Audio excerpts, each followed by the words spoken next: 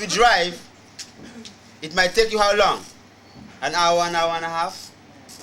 Now the car now is a catalyst. The car could take you, it could take you back, but yet still the structure of the car is not changed at all. So the catalyst in the saliva, being called amylase, which is an enzyme, is responsible for the breaking down of your complex carbohydrates, your starches, into your glucose. And that's the only way that this glucose could actually get into your cells. So your cells could get energy from it. So if you chew the carrot and you go to defecate, and when you flush the toilet, you see all the carrots right there, the same runway or the same cubes, or the lentils or the split peas or the red beans, the same size in your feces as they were in your plates. That means you are wasting your time. You are stressing your system, yet still the food is going through your entire system without getting broken down.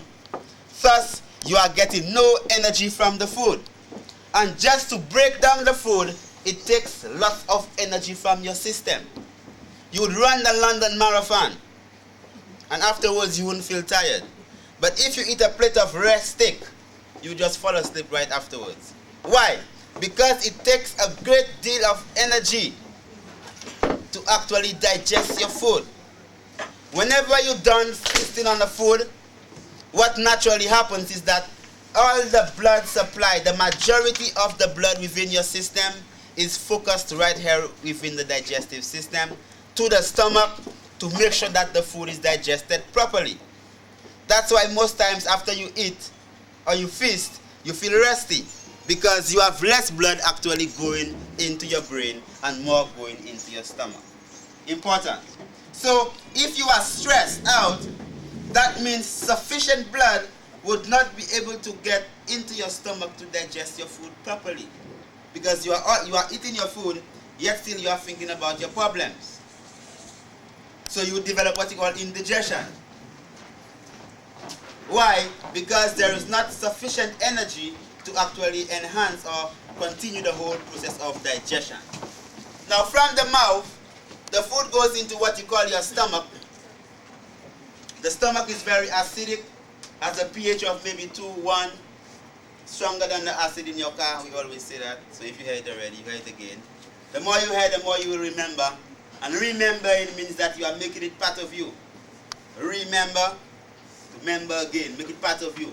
So in the stomach you have hydrochloric acid being secreted. Also what you have there, you have your proteins getting broken down and digested. If there are any microorganisms within the food you consume, the acid within your stomach could destroy them. Right? But if you do not chew your food properly, when they reach the stomach, it's going to be very difficult now for your stomach to carry out its job. Hence the reason people develop what you call fermentation. Because the carbohydrates will enter the stomach semi-digested, because there is no digestion of carbohydrates within your stomach. Digestion of carbohydrates only takes place in your mouth. That's why you must keep the food in your mouth as long as possible, and in your small intestines, or what you call your duodenum. So when this starchy food reaches your stomach, it doesn't get digested. If it stays there for a long time because it's so bulky, then you are going to have what we call fermentation. That is the same process. If you make, what do you call it, home wine or wine at home, you have to make the wine ferment. Now, while the wine is fermenting, there will be a pressure building up within the jar. Why? Because carbon dioxide gas is being produced. The same way within your stomach, when this fermentation process begins, you are going to have gas actually building up. And then you're going to have these bubbles of gas going to push up the hydrochloric acid right in your esophagus, which is the tube connecting your mouth to your stomach. And then you say you have indigestion, you have acid reflux, and it leads you to what we call a what? A gastrointestinal ulcer, where the surface of your stomach or the surface of your esophagus gets eaten up by the acid within your stomach. Because the acid in your stomach If you press it on your bare hands, it's going to eat up your skin. That's how powerful it is.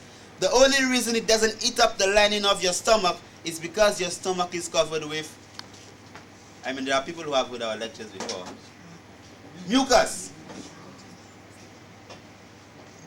The mucus that lines up your stomach actually prevents the acid from eating up the walls of your stomach. For more information about that, I mean, we could go into it a whole day, just get